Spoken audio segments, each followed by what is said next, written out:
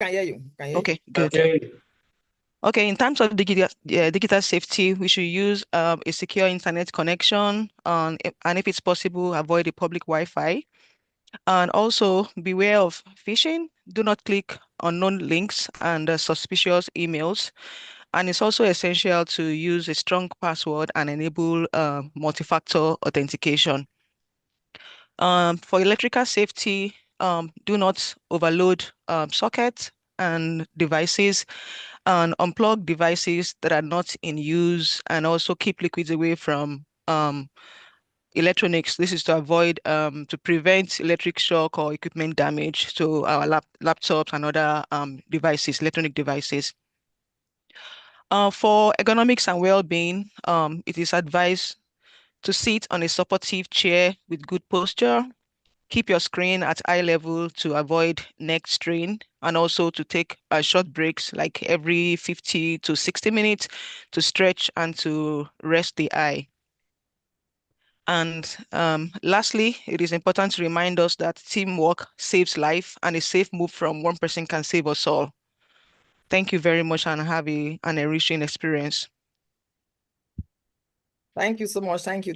Thank you. This is a nice one. This digital safety is very okay. These days, a lot of things are happening, so we should be aware of the links we click and all that. Thank you so much for taking that. So let's go back to You're welcome, Prof. You trying to get this slideshow. Okay, so this will welcome everybody. Thank you so much for finding time to join. This Warri chapter monthly technical meeting. And we have Professor Olowokere that will be speaking to us on value of sensitivity analysis of seismic attributes in reservoir prediction from 3D seismic data. So I advise everyone, please just take your jotter, take your biro, and sit tight. There's a lot to learn. And this is NAPE. We have a lot of activities in NAPE. Coming all the chapters, Warri chapter, UK Europe chapter, Akure chapter, Port Harcourt chapter, Abuja chapter, and even our main headquarters, which is Lagos. Then Yo Calabar chapter. So please, anytime you see any of the NAPE activities, just kindly find time to join. And if you are here and you are not a NAPE member, please kindly get across so we can register you to be a NAPE member. That is where it's happening. NAPE is the biggest oil and gas association in Africa. So with this, I welcome everyone to this technical meeting. And I believe that at the end of it, you won't regret joining. You will get something. Thank you so much. So welcome, with that, we welcome the president. With that, welcome the president. President, are you there? Yes, I'm fully here. I confirm you can hear me. Okay. So welcome for the president. Thank you. Okay. All right. No, thank you very much. And good afternoon, ladies and gentlemen. I also want to join our dear Warri chapter coordinator to formally welcome you to this monthly meeting for Warri chapter, which is actually happening on the last day of June. So we're ending our month in Warri, and then tomorrow we continue our program, wherever we find ourselves in NAPA activity. I'm quite excited that today we have, again, a very renowned professor, Professor Mary, who is a very renowned professor of exploration geophysicist. So I'm sure listening to her today will be one of those amazing opportunities we have to learn, which is through the platform that NAPA continues to provide to our members. Be it geology, be it geophysics, this is a place to increase your knowledge so that those knowledge will translate to our idea of finding oil and gas in a sustainable manner. So I want to say upfront to say thank you, Prof. Thank you to the chairman for today, but also to say thank you to all the chapter executive of Warri for every effort to be put in to ensure that these activities continue to run smoothly. So on that note, I really want to say do have a very good afternoon as we sit down and relax and enjoy the technical discussion that is going to happen and being delivered by Ondia. So with that, I yield the floor back to you, WCC. Okay, thank you so much, President. Thank you. And we appreciate you too for finding time to join all our activities, all NAPE activities. There's no week that something's not happening in NAPE and you're always there. Thank you so much. We appreciate you.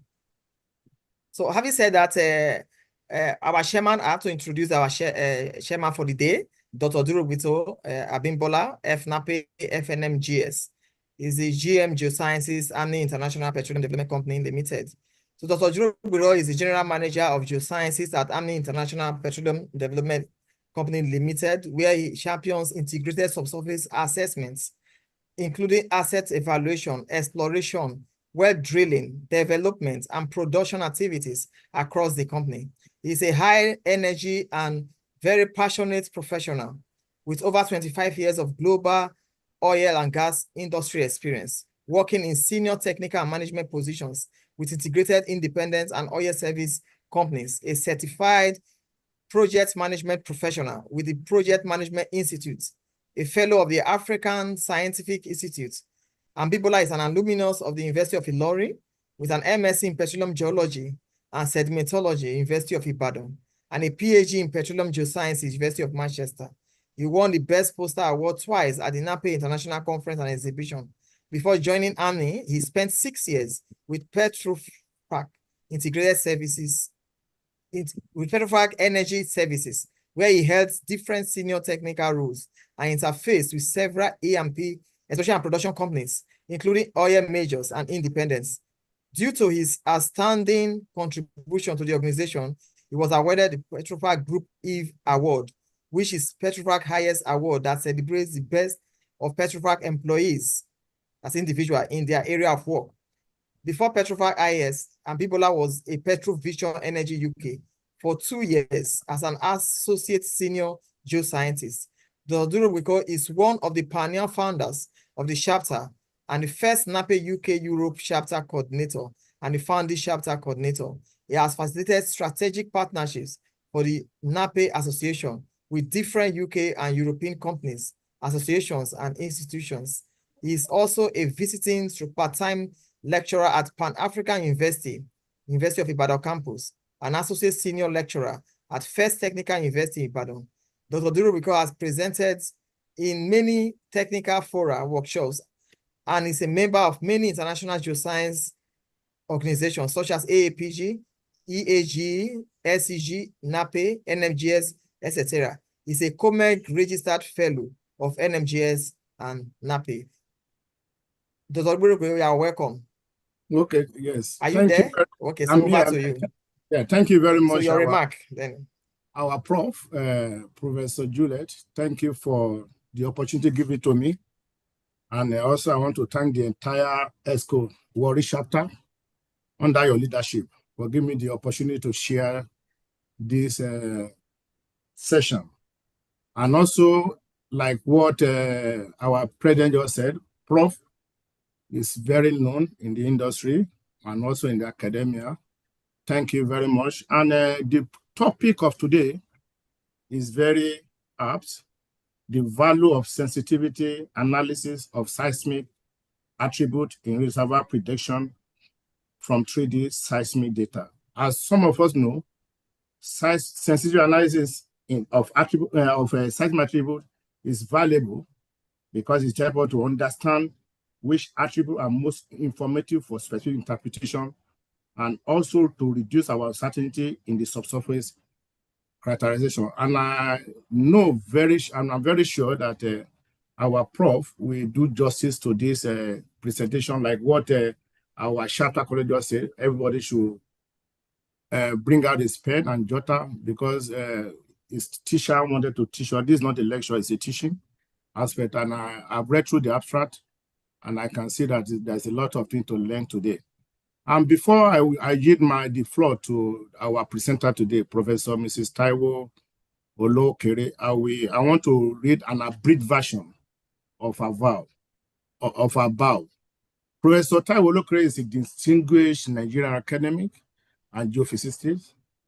Born in the mid-60s, she earned her BTech in Applied Geophysics in 1992 from the Federal University of Technology, Akure, Futa, where she also obtained an MSc and PhD in exploration geophysics in the same department, 1997 and 2004 respectively, specializing in petroleum exploration. She began her academic career in 1994 as a graduate assistant at Futa and rose to become a professor of exploration geophysics in 2011. Our research interests include reservoir characterization, soft computing, reservoir geology, and geophysics, seismic stratigraphy, and signal process for oil and gas application. She has supervised numerous undergraduate and postgraduate students and has published over 80 scholarly articles. Professor Olowokere has held several academic and administrative positions, received multiple awards, including Best Graduating Student 1992, Vice Chairman, Chancellor, Special Award 2011, and NAPE Outstanding Health Science Lecturer, that's Nuala, in 2022. She served for 10 years in NMPC professorial chair of geophysics and at Abafem Awolowo University, and currently work as a research advisor and consultant geophysics to various oil and gas companies. She has been an active member of NAPE since 1987 and has played major role in organizing conferences and mentoring student teams in the AAPG Imperial Barrett Award. She holds membership in several professional bodies, including NMGS, AAPG, SEG, AGU, and SPA. Professor Olowokere is known for bringing academic and industry applying innovative geoscientific technology to exploration and development challenges. She is happily married with children. On behalf of Warri chapter, I want to yield the floor to our own professor, Professor Mrs. Taiwo Olowokere, to start his presentation. Thank you, Prof. Over to you.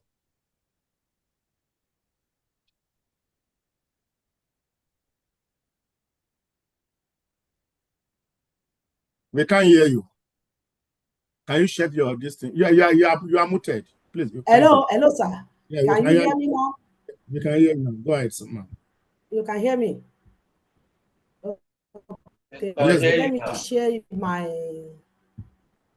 Please let me share my slide with you.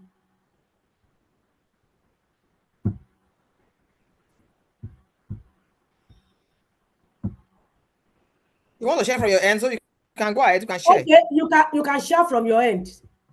No, if you want to share from your end, it's easier. You can share. Okay. You can share from your Are end. you seeing Just it? share. Can you see it now? Not can yet. You see Let me yet? stop sharing. No, not yet. Let me stop sharing. Okay, no, I can't. Go ahead now. Try and share now. Okay, I'm coming. Oh, so. Please, Juliet, share from your end, please. Juliet? Oh, okay. It's okay. Please share from your end. It's like, I don't know. Okay, let me try. Share from your end. I'm trying to. Slideshow here.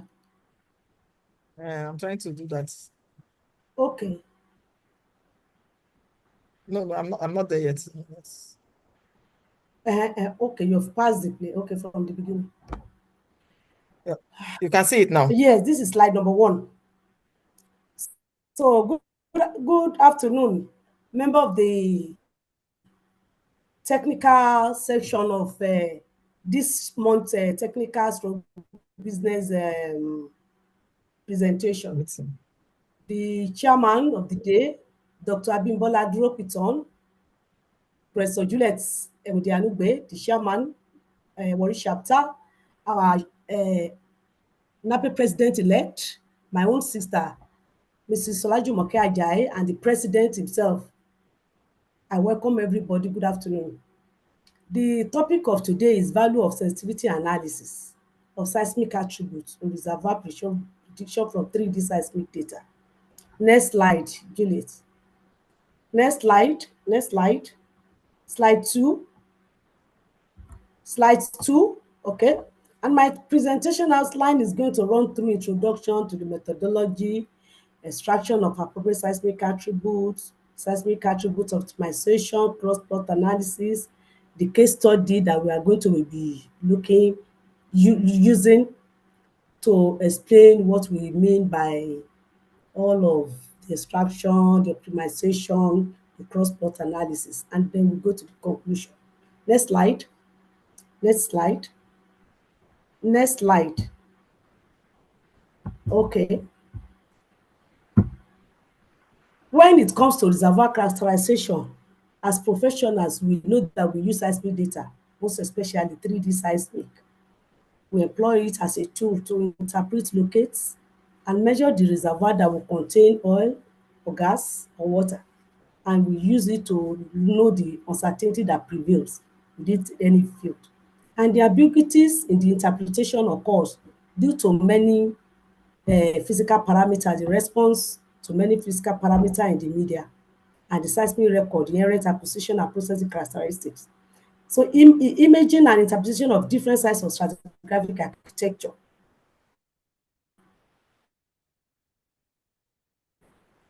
Using seismic reflection data is often compromised due to some limitations, e.g., the seismic resolution, when there is sufficient geometric interpretation, and eventually the GRV, which is gross rock volume calculation. So, next slide. Next slide, Juliet. Therefore, we as geoscientists, we need to understand the common pitfall associated with all this seismic interpretation and the impact of the frequency content on the imaging of reservoir architecture. To choose parameters and attributes that influence the interpretation of architectural elements and the detrimental impact noise can have on the pitfalls. To address all of this, sensitivity analysis is very important. Analysis of seismic attributes is very important, and we need to perform that to evaluate. We're going to evaluate, maybe looking at 4 parameters: the frequency content, the effect of seismic attributes, and the impact of window of analysis and the noise level within the data set that we are going to be using. Next slide. Next slide. The primary question then that we will ask ourselves is this: how does the seismic data, the frequency of the seismic data, the frequency content, affect the imaging of the deep water architecture or any architecture? What is the effect of each seismic attribute on the architectural interpretation and its true position, both vertically and horizontally? Next, what is the effect of seismic attribute analysis window, the window size, on the vertical smearing of architecture? What is the effect of seismic noise on the sensitivity analysis? Methodologies are needed to be adopted. First, the seismic attribute sensitivity to frequency content changes and analysis window size must be calculated, evaluated, and we have to compare the different seismic attributes with one another, indicating the degree of stratigraphic mixing for each of the scenario, using a case study of Lamarca et al. 2023 as an example. Then, visualization and interpretation. For visualization and interpretation purposes, we will use co-rendering techniques after we might have extracted all the frequency, all the seismic attributes. We have compared it. We have looked at the sensitivity of each of the parameters on this attribute. Then finally, we analyze the result by comparing the response on each of the attributes, and the analysis window in different bandwidth volume. The effect of changing the window of analysis size for the same seismic attribute, and the impact of changing the analysis window for different seismic attribute. All the cases will be compared with the initial true data and the model that had already been generated. Next slide. Next, it is compulsory to define a vertical window of interest, constrained to the objective of the study that we are on at any particular time. So from the case study we are going to be presenting, 120 millisecond and 380 millisecond will be looked into from 5 volume of synthetic seismic data. So after we have extracted all the different seismic attributes, running to 10 attributes, after we have extracted it, we will now extract using varying frequency, the dominant frequency of the seismic. We extract at 15 Hz, 30 hertz, 60, 90, and 180. Then we perform a sensitivity analysis on 4 parameters on each of these extraction. First parameter is frequency content. How does frequency content affect each of the attributes we have extracted? How does seismic attributes if seismic attributes affect what we've been able to extract? The effect of analysis window, that is when we take 10 millisecond window, 20, 30, 40. As we are changing the analysis window, what is the effect on the quality and the feasibility of the architecture we are looking out for? And then the influence on band limited random noise on the interpretation. Next slide, ma'am. Extraction of appropriate seismic attributes.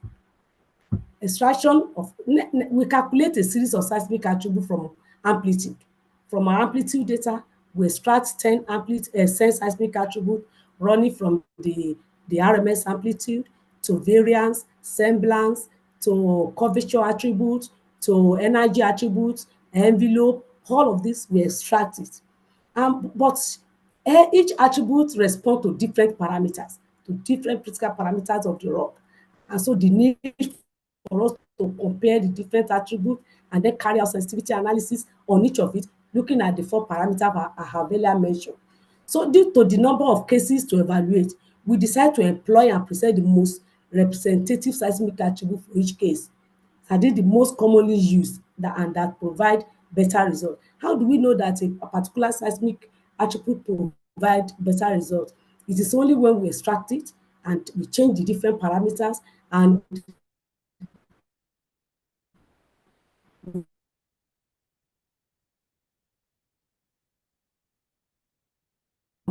compare the extracted attributes from outcrop or demoted from where it ourselves to the number of attributes that we think will bring the information that we need.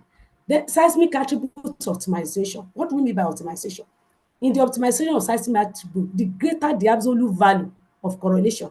That means what we are going to be doing is that we are going to be plotting 2 attributes at the same time. We plot maybe energy against the envelope or curvature against RMS amplitude of the correlation of 2 attributes, and we record the degree of correlation. So the one with those ones that are with higher degree of correlation, we separate, and the ones that are with smaller values, we separate. So the lower the degree of correlation, the less we are going to select. We select those with higher degree of correlation. If the reservoir characteristics expressed by the 2 seismic attributes are similar, information redundancy and interference occurs in the seismic attribute analysis will occur. Therefore, we can select one of the seismic attributes with a correlation greater than 0.7. What we are saying here is that when we cross-plot 2 seismic attributes together and we determine the degree of correlation, the ones that have higher correlation attribute, degree of correlation, more than 0.7, we will isolate them for use. The second step after the optimization is to use the seismic attribute that have been selected from the 0.7 degree of correlation upward in the previous step, and the logging parameter to implement the seismic attribute with good correlation are left to be used. Seismic attribute with good correlation will give us good reservoir prediction. So among them, this is the example of what I mean by seismic attribute optimization. If you look at the diagram on my own right, and your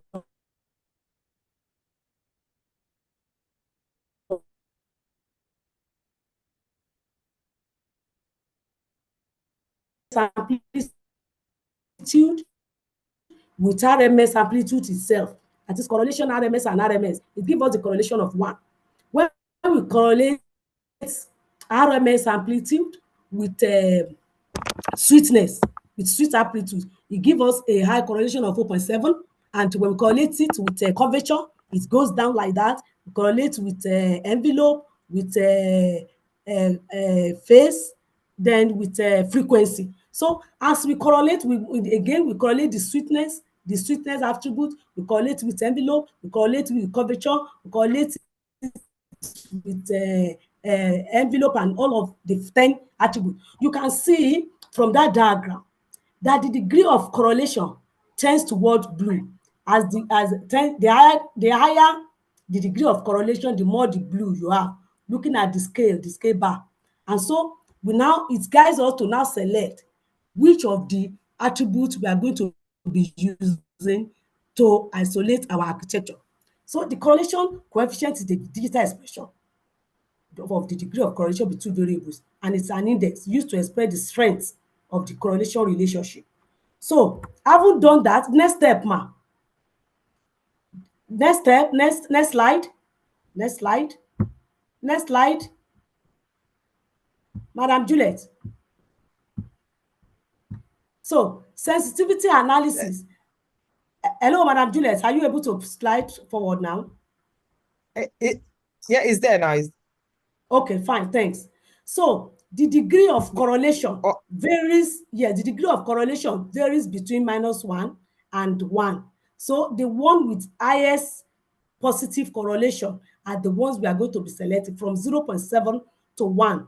And the one with 0 to -1 is irrelevant. And so because the degree of correlation is with largest negative, we won't be selecting all of that. So it will allow us to limit the number of seismic attributes that we are going to be using to carry out our prediction, reservoir prediction. So for visualization and interpretation purposes, as I've said, we will now be co-rendering the seismic attribute that we have selected, and we explore the impact of each of the window, each of the parameter we have already mentioned. We'll be looking at the effect on the selected attributes. One, the response on the same attributes and the analysis window in the different bandwidth volume. We'll look at it. We will take an architectural element example, channel, and we from our model, we've already known that, okay, in a field, there's a channel, we've interpreted it, and we are sure from either the outcrop or from our models. Then we'll now be looking at each of the attributes, which one will bring clearer picture, which from all of the attributes that we have picked from our optimization analysis. And we look at the impact of change in the volume of different attributes, the impact of change in noise, the impact of change in the bandwidth, that is the frequency content of each. Let's look at a case study, a particular case study from New Zealand. It's a 3D data set offshore New Zealand. And if you look at next slide, madam, next slide, ma'am. If you look at the picture, name figure 1, you will see that the seismic section up there is made up of amalgamated channel. It's 2 amalgamated channel. And we already know it's an amalgamated channel. We now want to look at how far each of the attributes we have selected from our optimization can be able to outline the channel, look at the thickness of the channel, how can we be able to bring out the channel clearly. So, and from there, we are going to be doing that. 4 different parameters we are going to be using to evaluate, to carry out the sensitivity analysis. First of all, we will look at the effect of frequency content. That means on the data volume from that field, we will be extracting frequency, changing the frequency content, extracting it using the choice of seismic attribute. The analysis window, as we vary the frequency content, that is the frequency, the extraction we are going to be using.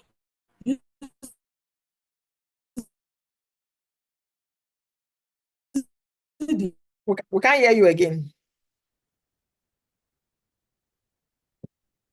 Hello, Prof.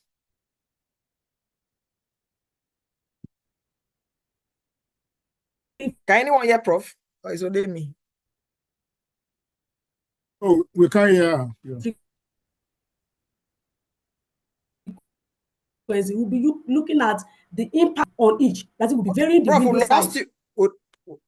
We lost you for some seconds.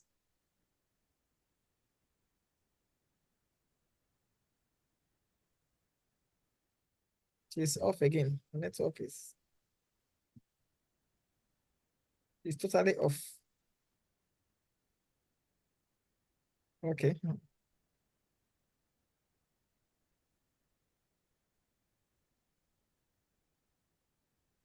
Prof, we can't hear you.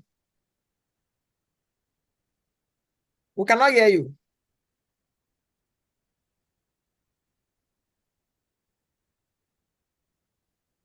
Check your mute button.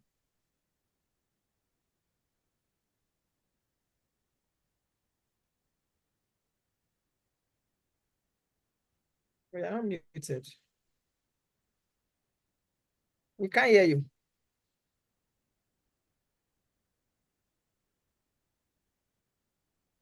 Can anyone hear Prof? No. Not yet. Uh,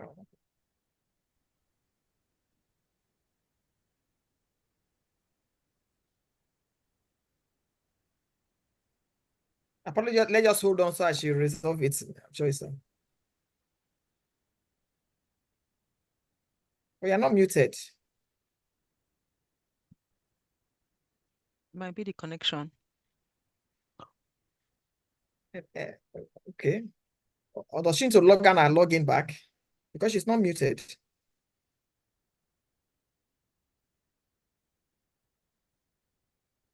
And she's still kind of talking. Maybe we can give her a private call to let her know. Okay. Okay. Let me do a WhatsApp because there's no call at this time.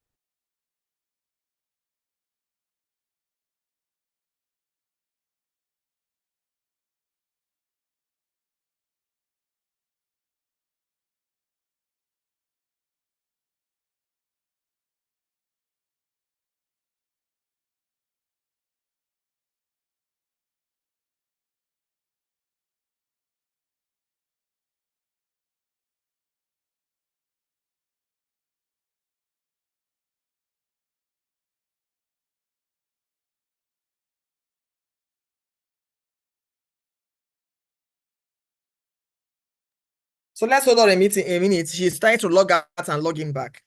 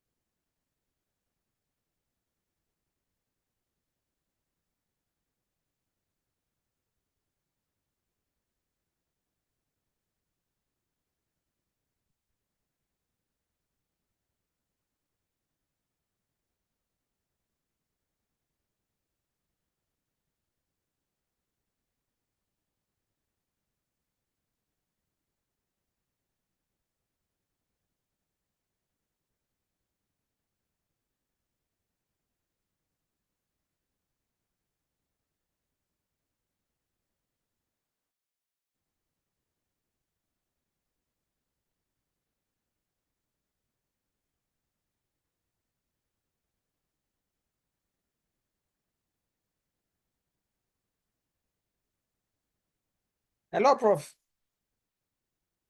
Can you see her?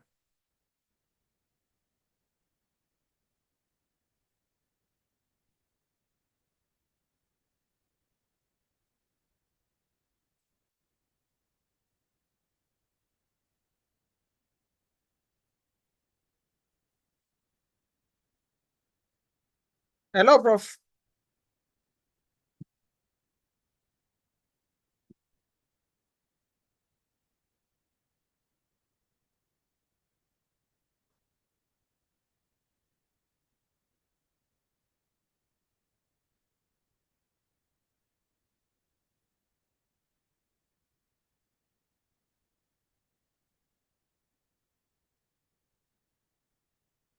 Hello, Prof.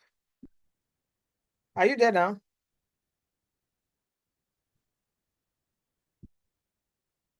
Today, check from your end if she's muted. I think she's back in now.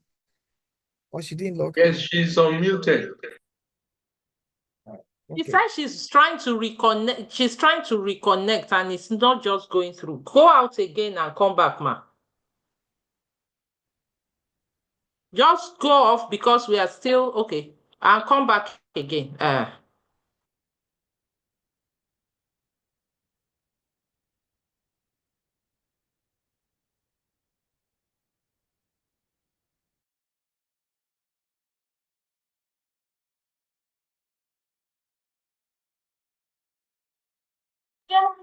Hey, you know what you do? Don't show us your video. I think that one too takes up the bandwidth. Just present without showing your face. Maybe that will help. Go out and come back, but turn off your video. That could be affecting your network. All right. We are waiting. All right. Thank you.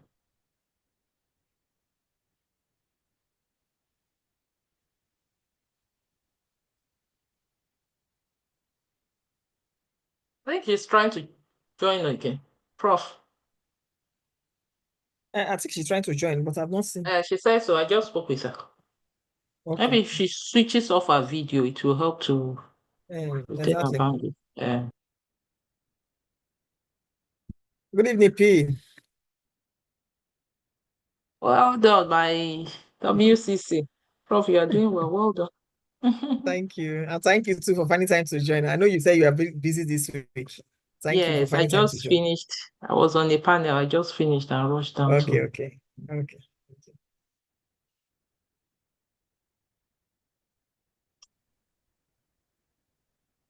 Your network is holding her.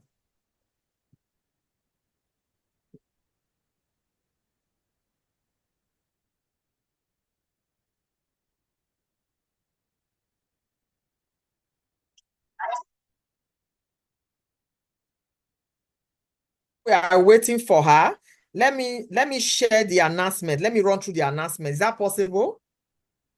So I will save time. P, can I do that? Please go ahead. I think it's a good idea. So I will just save time. So when you come, we'll just. Yes, you can go ahead. Welcome development. So today, tell me when she's back, and just let me know when she's back. It's okay. Let's see.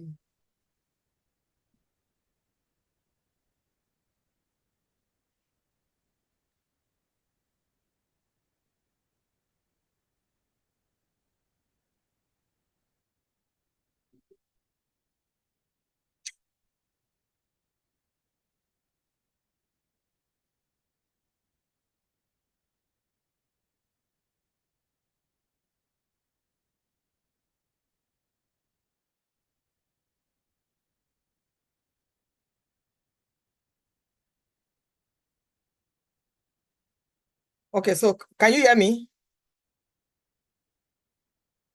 Yes. Okay, so we have a NAPE grant in AIDS ongoing. Please endeavor to just reach out to the UAP You and have see how you not can shared your support the screen. NAPE. You are yet to share the screen. It's already shared from my end. It's on from my end. It's not shared.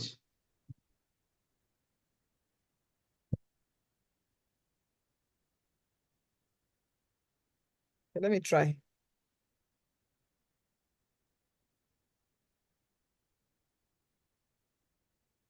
So can you see it now for me?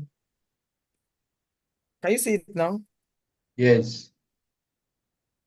Okay, so grant aid. If you have not supported, please just try and support the UAP community with granting aid. Then our mini conference is coming up at the University of Ilorin. At the University of Ilorin, please endeavor to mark your calendar on the 29th to 30th of August. 28th to 29th of August, Kwara State University. And abstract submission is deadline is 30th June, which is today. So if you have not submitted, you still have up to 12 midnight to submit. Then we have an NAPE 50 coming up. Please mark your calendar, Thursday, 15th August. And the theme is Pioneering the Future of Energy in Africa. Then we have the announcements. I think NAPE election will soon nominate. I think nomination is closed now, but the election will soon start. So when it comes up, please endeavor to Prof. vote. Then we have the NAPE IIC coming on 9th to 13th of November, our May conference. Please mark your calendar. There are monthly technical meeting, membership dues as stated, all that. So, okay, so let me go back. Okay, Prof is back now. So let me go back. Let me go back and share the screen.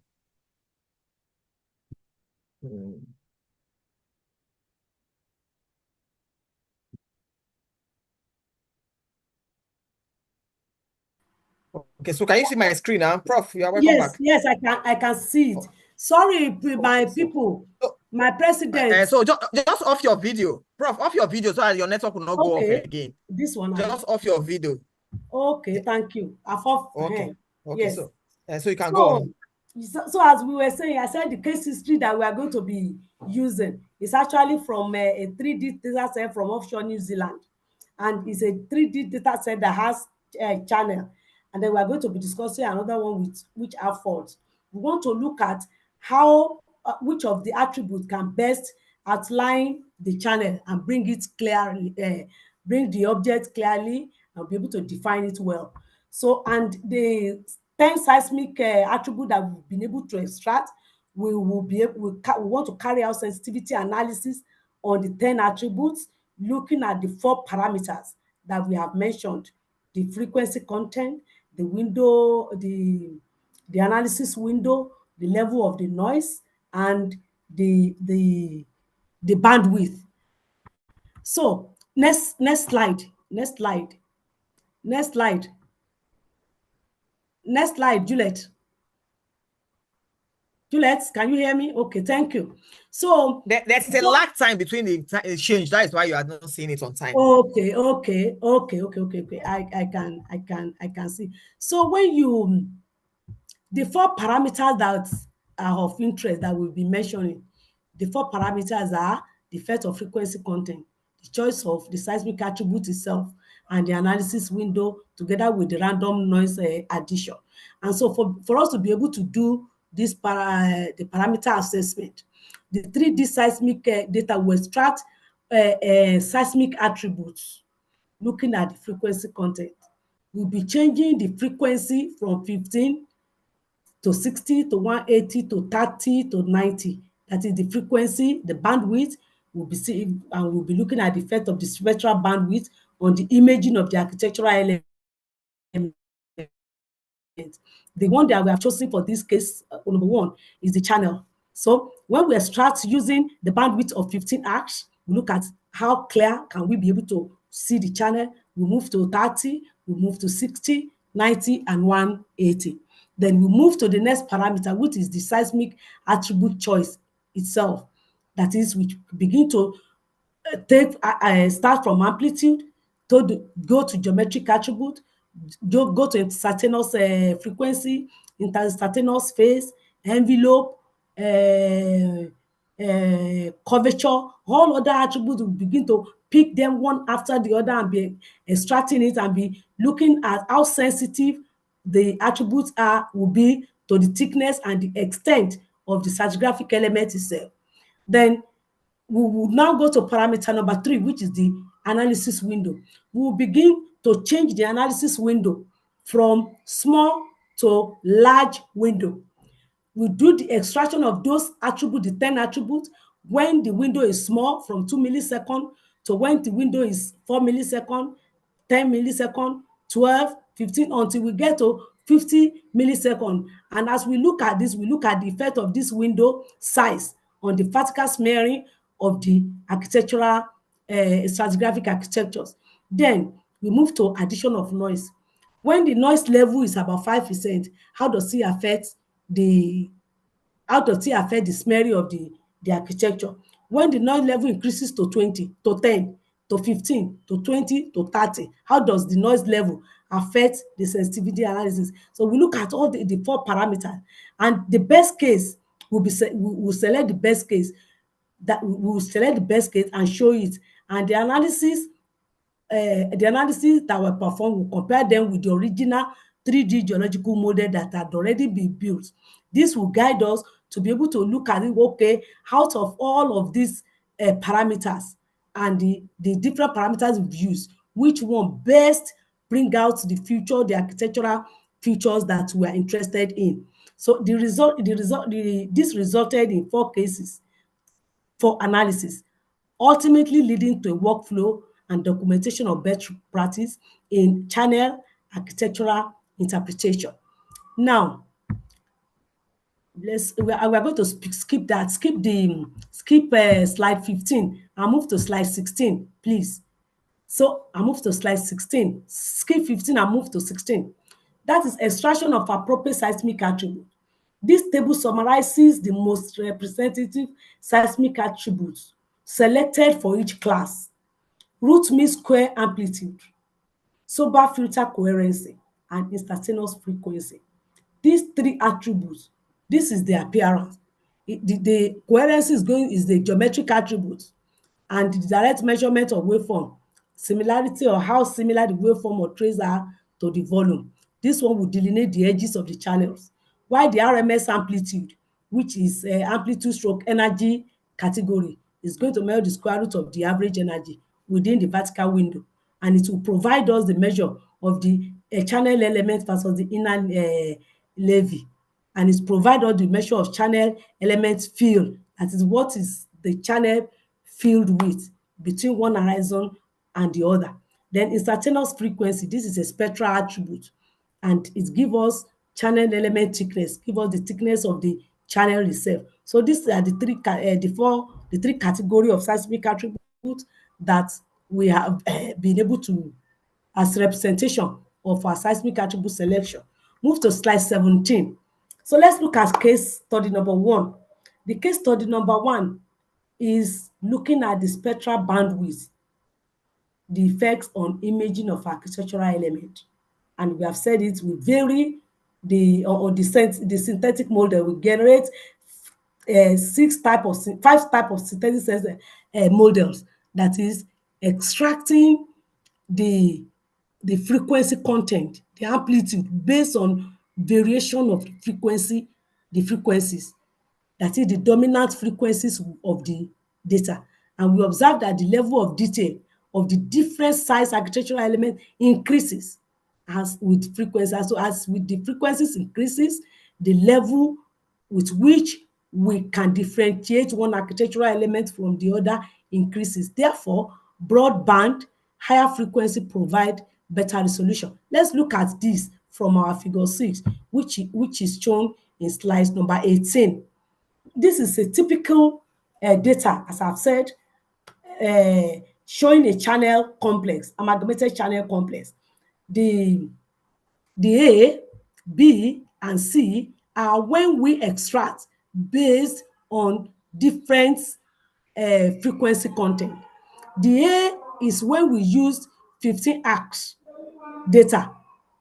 B is when we extract based on 30 arcs. The C is 60, D 90, till we get to E, which is 180 arcs. We will notice that there is improvement in the architectural detail as the dominant frequency increases. When look at when it is 15, it's more or less like we are not even seeing it in detail. But as we increase the dominant frequencies, as it is going to 90, 180, we begin to see in detail this channel, the outline of the channel. So, and the corresponding bandwidth, the outline of the channels. So then this particular case study shows that when we have our 3D data volume and we want a clearer picture of the architectural element, we need to extract the dominant frequency, the volume of the dominant frequencies, so that we will know, we'll be able to select which one will outline what we want better. That is the one that will give us improved detail on our architecture and the facies. Now, go to slide 19, slide number 19. So the same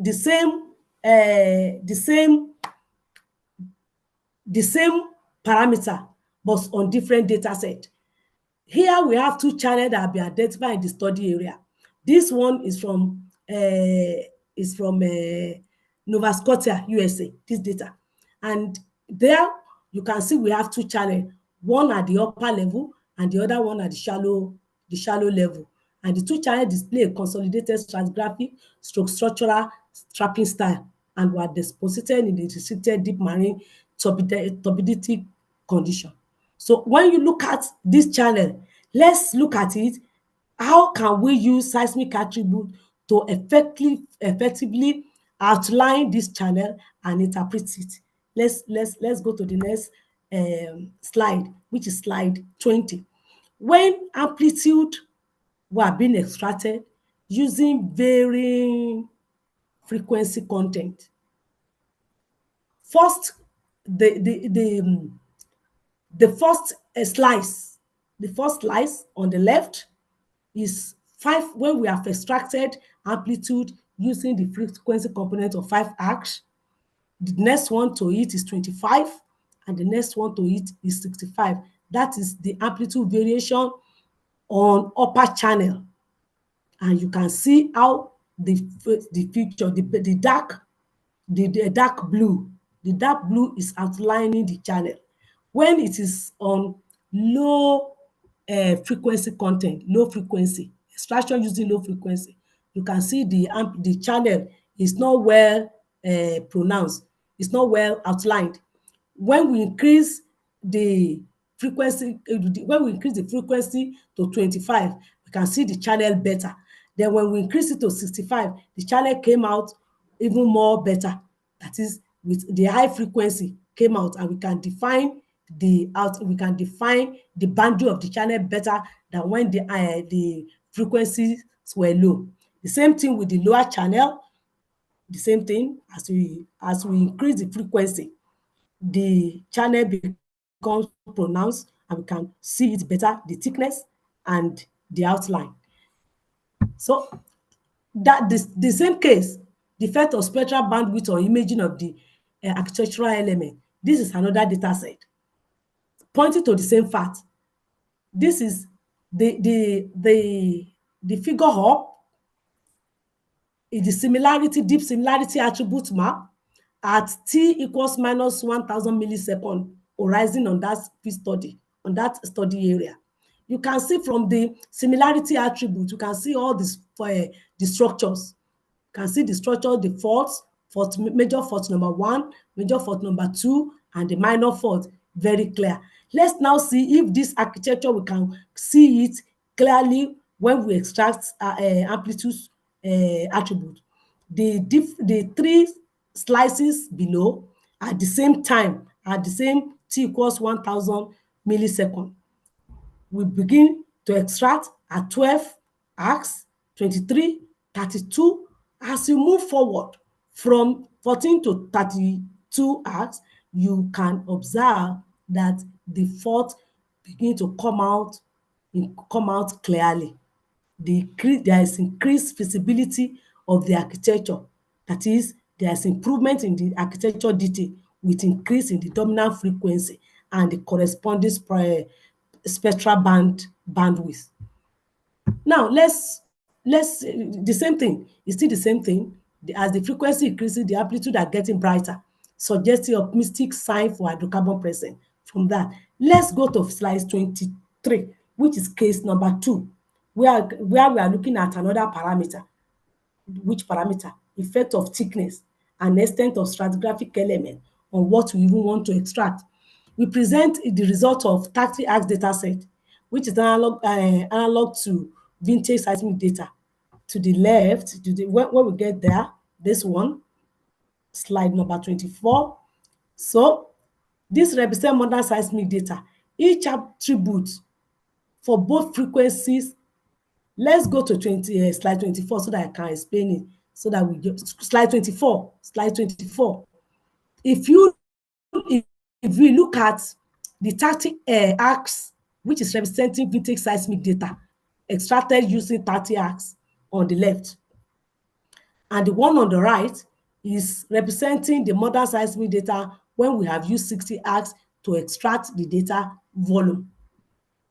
Looking closely at this, you will see that the high RMS amplitude in the center of the channel, you can see it is in the center of the channel, you can see the RMS amplitude, the center of the channel, which is pointing to the fact that there is likelihood of hydrocarbon, presence of hydrocarbon.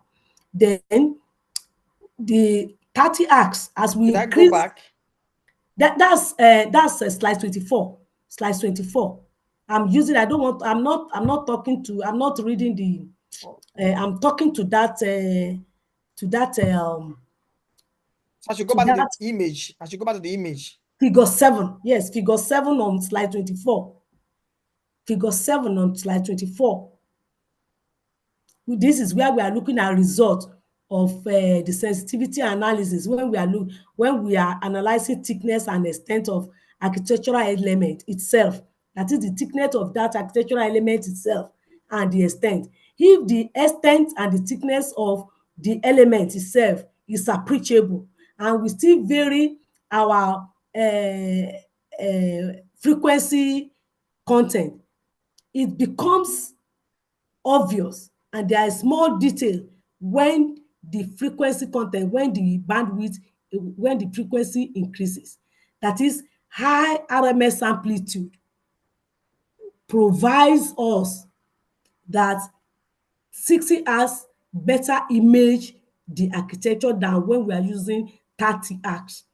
If you look at A, that is in the figure 7A, you look at 7A, when we use that 30 arcs, it's not giving us the outline. It's not coming out as when we use 60 arcs. The RMS amplitude is brighter and comes out clearly than when we use 30 arcs. When we move to B, it gives us the same thing. The B is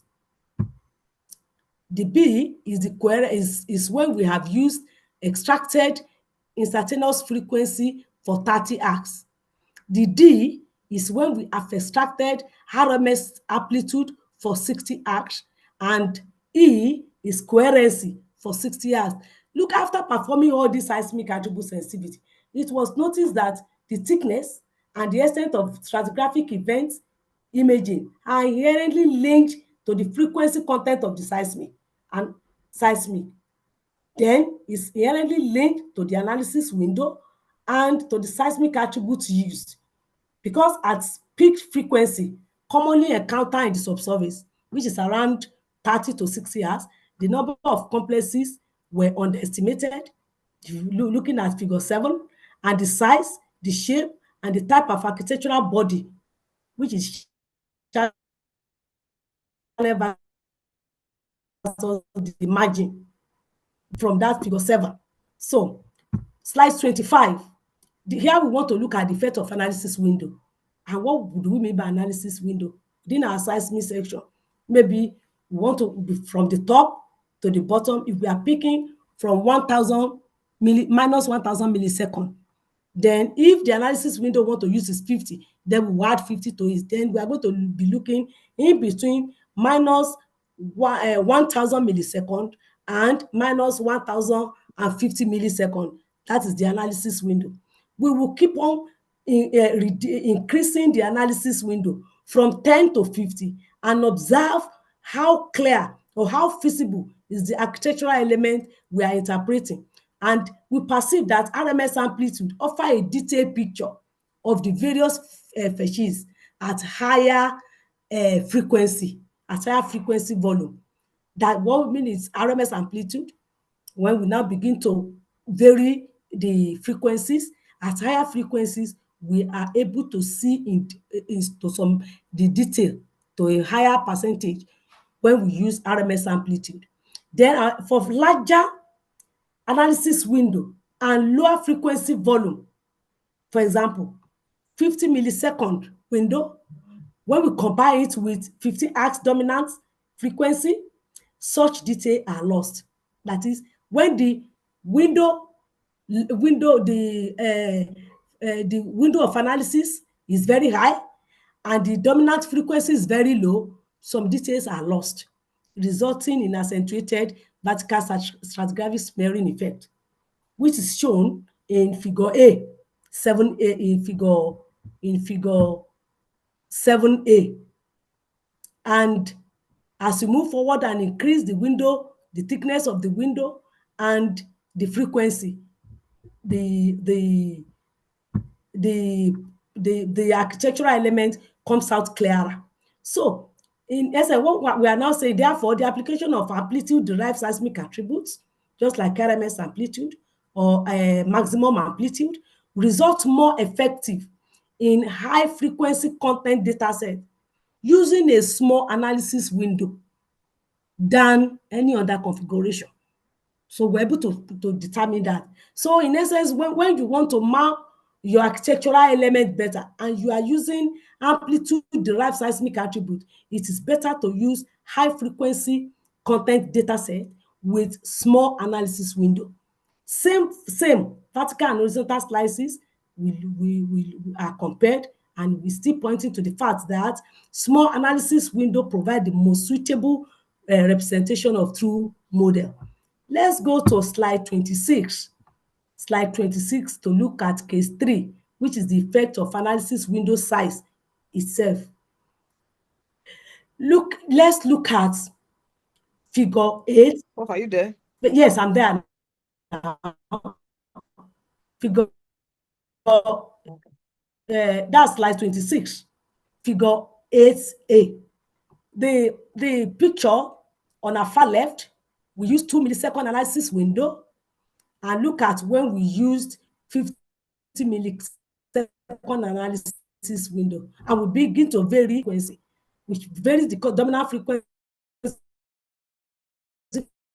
from 15 to 30 to 60 to 90 to 180. When lower frequency, dominant frequency was used with small analysis window, you can see the combined response. You can see what it brings out. Move down to when we use 180 arcs as a dominant frequency and small window. You can see clearly the channel, the base, good image of individual channel. You can see it very clearly. Compare it now to when we have used 50 millisecond analysis window, a very big window, and then using low dominant frequency 15 arcs, which is data 8D, figure 8D.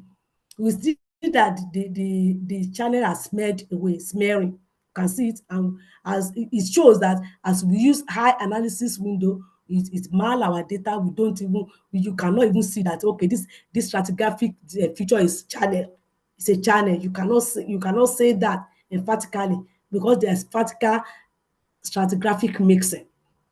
Cannot say it. So it's better for us when we want to analyze using seismic attributes. We should do sensitivity analysis first to know which of the seismic attributes will better help us to do what we want to do, and at the same time, what are the parameters that we should use to carry out, that is, what are the parameters to show us good results. Now, slide 27, ma. Slide 27. Slide 27 is still talking about the analysis window. You can see it from figure 9A to 9D. When the dominant frequency moved from 30 to 60 to 90, combine the 30 with small analysis window, that's figure 9B. The channel came out. The individual channel that makes up the amalgamated channel came out very well. You can see it very well. But as we are increasing the dominant frequency, it is coming out. But immediately we increase the window, the analysis window is no longer as bright, as detailed as when the analysis window was small. So what she's saying is that there's interference from deeper channel. So the edges are no longer strong. like when we're using a low analysis window with high amplitude, with high dominant frequency. So case number 4. The case number 4 is the effect of noise in the sensitivity analysis. So and it's shown with figure 10, which show most prominent result of sensitivity analysis on the noise effect. We compare, in this case, instantaneous frequency. We've extracted instantaneous frequency, coherency, RMS amplitude. So, and we look at when 5% noise is introduced, when 10% noise is introduced, to 20 to 30, what is the result? What do we get? The results show that 60 dominant frequency seismic volume, when we have 5% band limited random noise added to it, to the RMS amplitude, the coherency, the instantaneous, the frequency attribute, you will see that we have clear picture, the channel. The detail, the channel outline is detailed, the thickness is detailed. The number of channel that is made up, that amalgamated channel is made up of, we can see it clearly.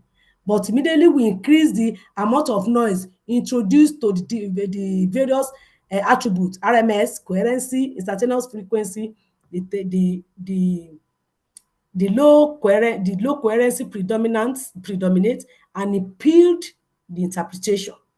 So the noise hindered the interpretation.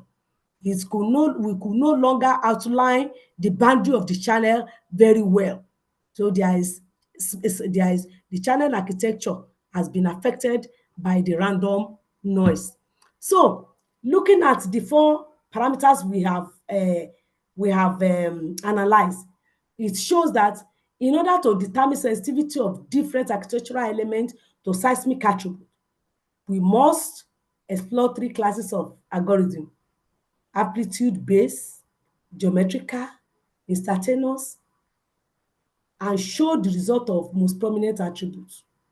We have to extract many attributes as possible, carry out sensitivity analysis on them, and be able to isolate the prominent ones that can serve the purpose, that can identify, that can bring out our architecture better. The attributes that are window dependent, for example, RMS amplitude, show an improved imaging of actual thickness of the architecture when we use a short analysis window over a high frequency data set. That is, with larger analysis window or a small frequency data set, there is significant vertical stratigraphic mixing. So conversely, for edge detection, attributes like coherency, like curvature, a small analysis window does not provide a better depiction of channels or faults. So instead, we observe displacement with respect to the actual position and composite picture of them, especially in vertical section. So, and this suggests that adaptive window with depth or default analysis window, half of the peak frequency, is a good approximation. The importance of using synthetic data is to reduce uncertainty. This data allows assaying multiple scenarios to provide tools that serve geoscientists that face different kinds of data sets around the world, and it helps reduce uncertainty by applying best practices in seismic interpretation. So best practices interpretation should be documented more often to address uncertainty and optimize reservoir characterization. And the references used, all of what I have presented, are work of other people that have been confirmed from different data, from 3D data from around the world.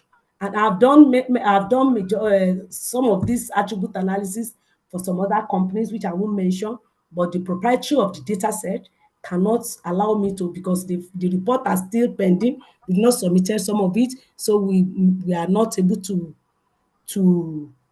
give our attributes, how this sensitivity analysis and the attribute interpretation has helped us to identify additional architectures, prospects, and lead in some of the national oil and gas field currently given to my university for analysis. And at this point, I have to thank the authors of the work used in this presentation. I acknowledge them and I appreciate I appreciate them. Then I also appreciate all NAPE executives at the national level and the chapter level for the opportunity given to me from the academia to come and share the little I have known to you people. We are still learning, and being a professor does not mean we know as much as the people that are doing the job on daily basis. We are still learning from you. So having been able to even produce this is because I've learned from my students. Most of them who are in the oil and gas industry today, I've learned a lot from them. They have helped me to be on the pedestal where I am today. It's not because I'm a professor. It's not because I've had a PhD. No, it is because I've moved closely with you people and I've learned a lot from you. Thank you so much. Okay, thank you very much, Prof, for that insightful presentation. And before we ask the question, I want to recap one or two things from this presentation. Thank you very much. From this presentation, I can say that this study showcases an example of how to choose appropriate seismic attribute to predict our reservoir architecture and location using your case study from the offshore New Zealand, where you are working on the deep water system, the Channel Sound. And I can see that this presentation addressed 4 questions based on the methodology you use. Number 1, how does seismic data frequency content affect the imaging of deep water architecture? Secondly, what is the effect of each seismic attribute used in the architecture interpretation and its time position and the position? Because I can see that you are varying your different attributes so that we can get the better parameter for each study. And also, what is the effect of seismic attribute window size in the vertical smearing of the architecture? And lastly, that's the first question, is what is the effect of seismic noise on the sensitivity analysis? And from this study, you are looking at four parameters. 4 parameters were used to evaluate this analysis. Number 1, the effect of the frequent content. And the second one is the impact of the choice of the seismic attribute. And we can see that we use 3 types of attribute there, 3 types of attribute we used.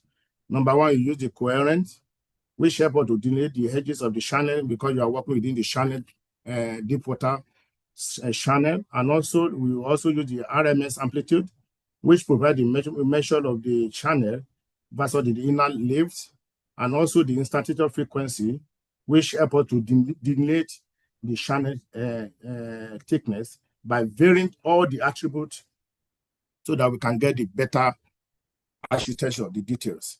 And also, in conclusion, because I know that a lot of people will have a lot of questions for you, I know that in conclusion, the sensitivity analysis have helped has allowed us to understand the seismic bandwidth of seismic attribute using different parameters you have used to the parameter that affect the resolution of the stack channel which will show us.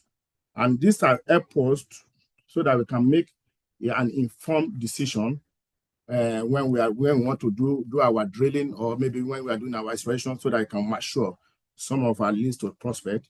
And some of the take home from this presentation is that anytime before we take our seismic attribute study, before we undergo it, we should do our sensitive analysis first, and also using different parameters, varying it, so that we can get a better details of our subsurface architecture. So that without wasting too much of our time, thank you, Prof. I want to yield the floor to our online attendees, so that maybe they have 1 or 2 questions for you, so that we can answer. And maybe, I don't know, maybe one of the our MC there, maybe they can open the floor for somebody want to send a question, or maybe they want to open the online for the question, so that we are now in question and answer now.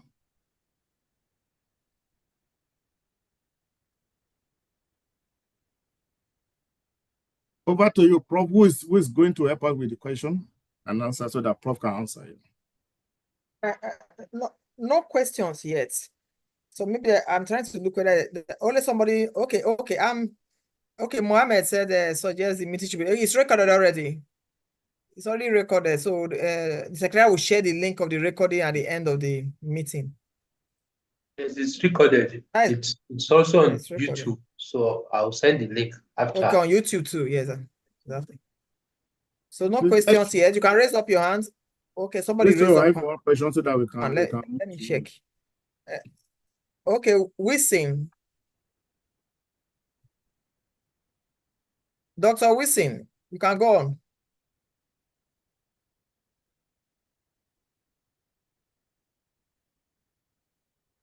Dr. Wisin, your hand is up. You can go ahead.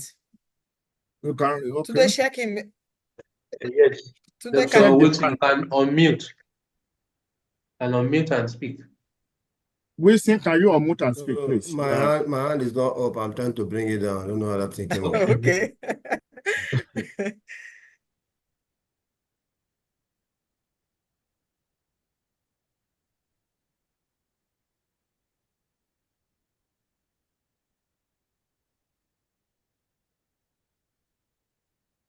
So today, can they raise up their hand? Those attendees, can they raise up your hands? Yes, definitely. They can raise up their hands.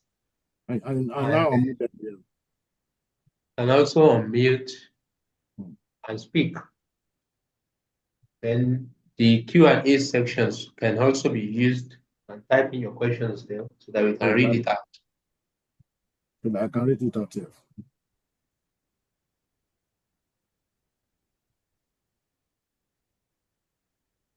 Maybe I believe that everybody understands Prof the way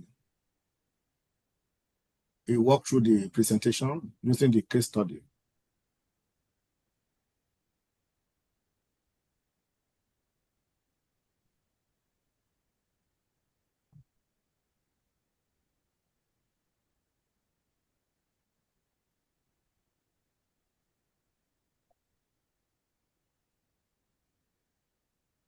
Okay, somebody is answering a question. Amna Hassan. So which software did you use, Prof? Thank you, sir. The software we are using currently is Petrel. It's Petrel. You go to your Seismic. You go to your interpretation, Seismic, pick, extract all your attributes. And where you want to extract the attribute, you have the opportunity of changing those parameters. When you open, you want to extract attribute. There is going to be it's interactive. A window will open that will allow you to change the parameter of the attribute. If you have a 3D seismic volume that you've inputted into your spectrum, then you want to extract a number. There are different types of attributes. There are edge attributes, there are processing, there are so many. So you can go as many as 20 attributes that you can extract. But as you are extracting, you are able to change the parameter within the window. The window size, the noise level, all those parameters that there you can change. But as you are changing it, you capture what you get. As you are changing those parameters, you capture what you get. And at the end of the day, you compare it with what you have in your outcrop model. Because you know outcrop is the real outcrop or the model from your well logs. You can now compare what you have with what your models are telling you. So it's Petrel. Petrel is well, don't let me sell it, but is the in thing now, the software in thing now in the industry and in the academia that we're using. Yeah, we still have a lot of software that can do seismic attribute.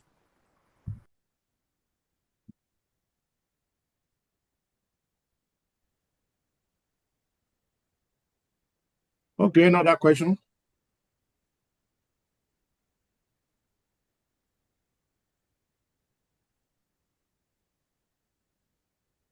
Prof. Okay. There's a Please, question. can you open it? We can't see it. I can't see it so that I can read. Okay, the question is from Danjuma. Okay. He said, thank you, ma'am, for the wonderful and enlightening presentation. Yeah. Does processing parameters from reports help in this analysis?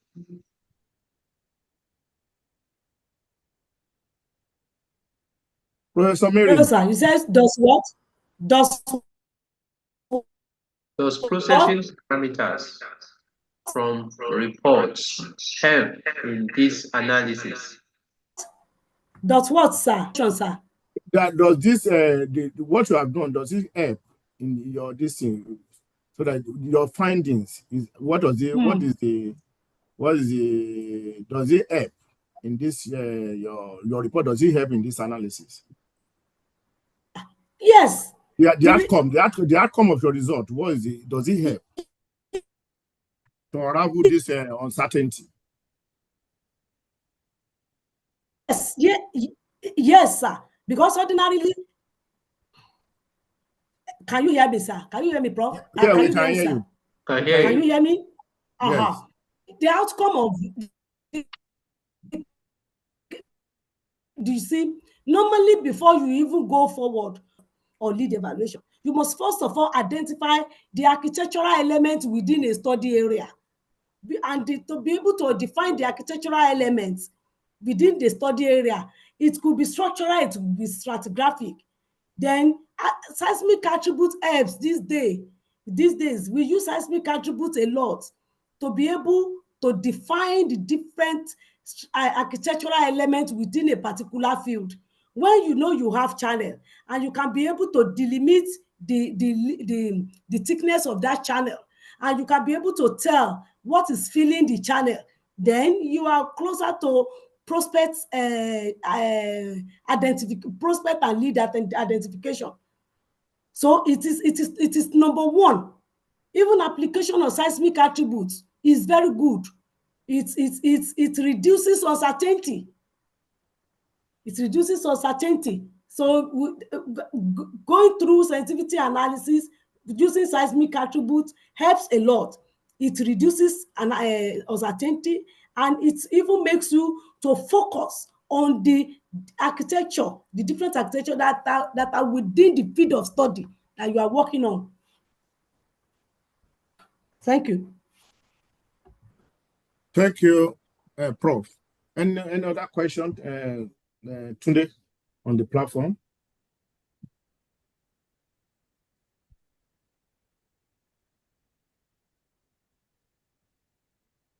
Okay, I can see one from Danjuma Damina again. He said you may find dominant frequency identified from processing reports. Does it help?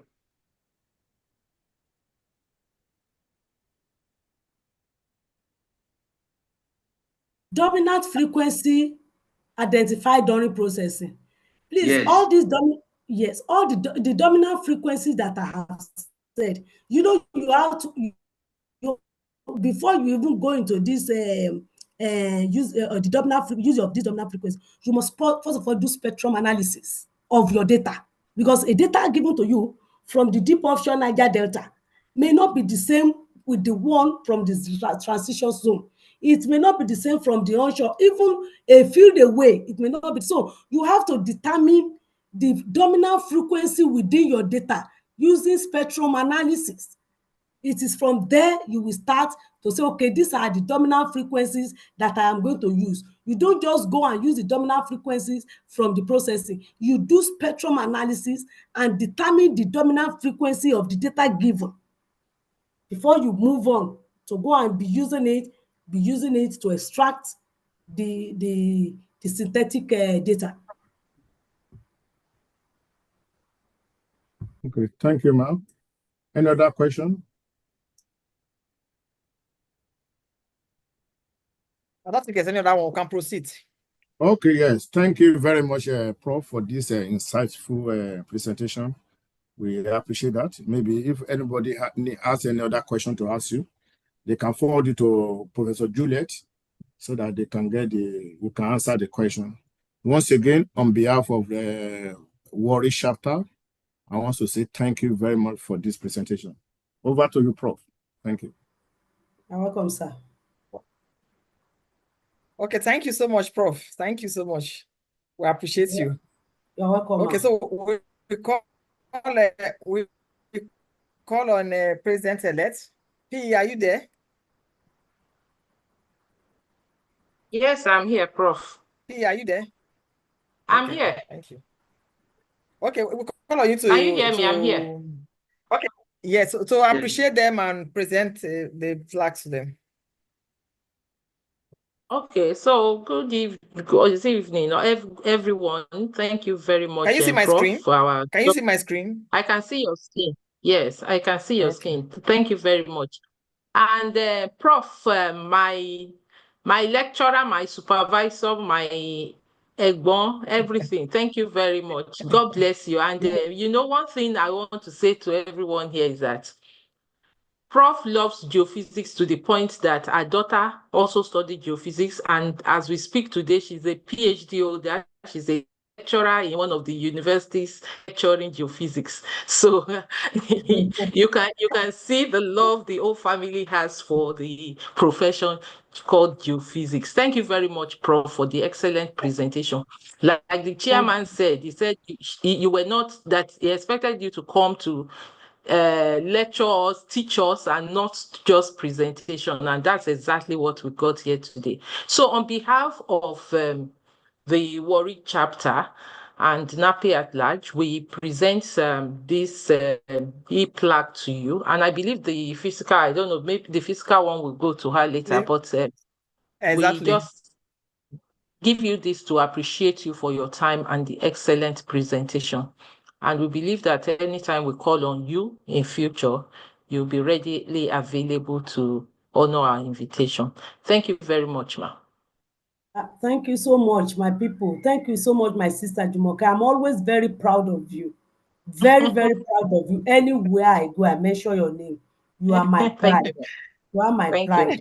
You, all of you put everything together to help me. I taught you when you were in school, but when you now become a oil company guru, I begin to learn a lot of things from you.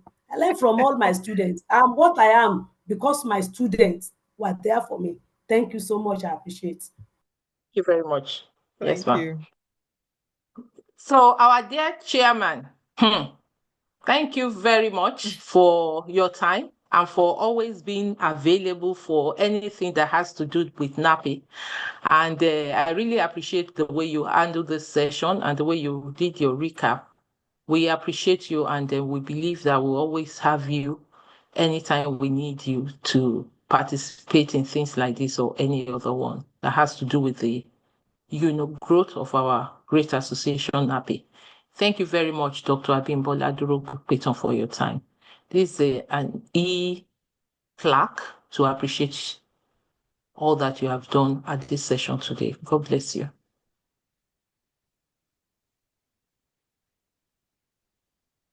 Okay, thank you so much, P. We appreciate you. So we have done an announcement before when we had a glitch. So I go straight to the okay. Tunde, let's on our videos, please, so Tunde can do the group photograph. Let's on our video. Tunde, are you there? Yes, I'm Tunde, there. are you there?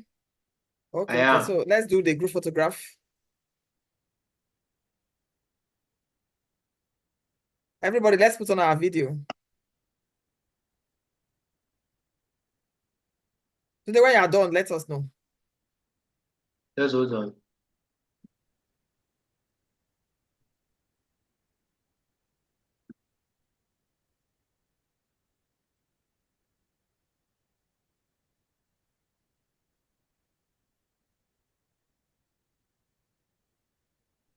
The P's video is not here. Madam P. Madam P, your video needs to be on. No? Your video is a special video.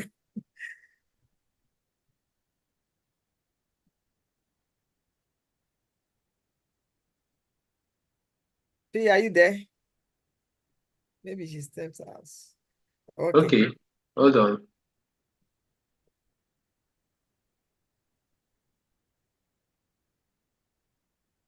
All right, thank you all. Thank you. Okay, you have done that. Thank you, Yeah. our Okay, so Done. so let's just a minute. Let's go to the Dr. Wilson. Are you there?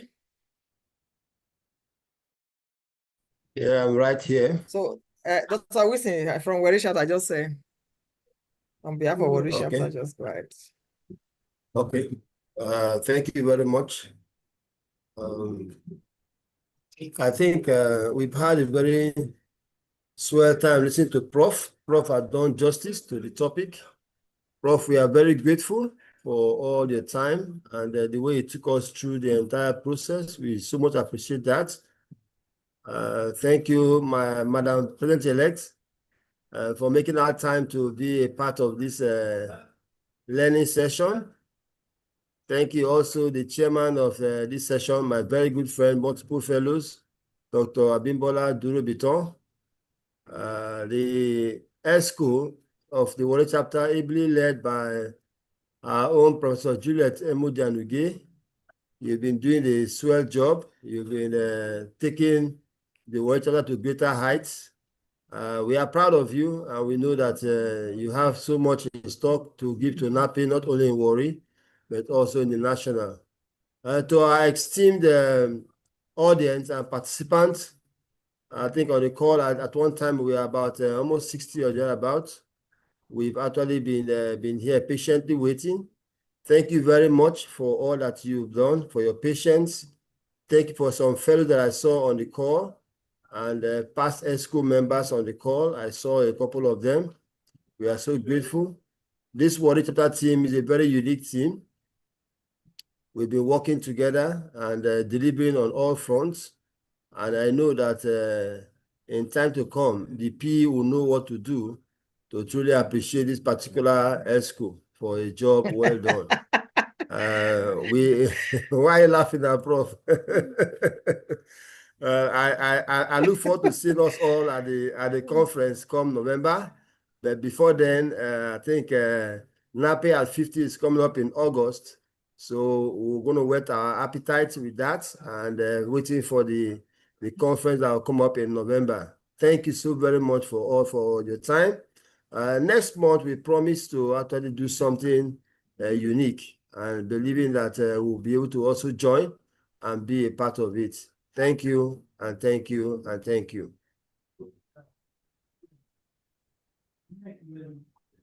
Thank you so much. Thank you, everyone. Thank you, everyone.